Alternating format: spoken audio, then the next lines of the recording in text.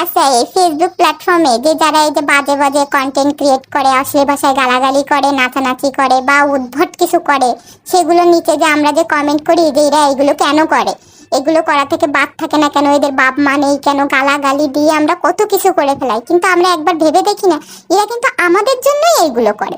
আমরা যদি এদের ভিডিও নিচে কমেন্ট করে এদের ভিডিও না দেখে এদের ভিডিও ভাইরাল না বানাতাম, তাহলে কিন্তু এরা এগুলো করতো না। কারণ টাকার নেশা সবার থাকে, যারা কন্টেন্ট ক্রিয়েট করে তাদের সবারই ইচ্ছা থাকে একদিন তাদের ফেসবুক থেকে ইনকাম হবে, টাকা ইনকাম করবে, তারা স্বাবলম্বী হবে। সেখানে যারা ভালো ভালো কন্টেন্ট ক্রিয়েট করে তাদের আমরা কিন্তু ভাইরাল করি না, তাদের ভিডিও নিচে কমেন্ট করি না, দেখলেও কমেন্ট করি না। ভিডিও যদি দেখেও ফেলায় আমরা তার নিচে কমেন্ট করি না আমরা, কারণ সে গালি খাওয়ার মতো কিচ্ছুই করিনি।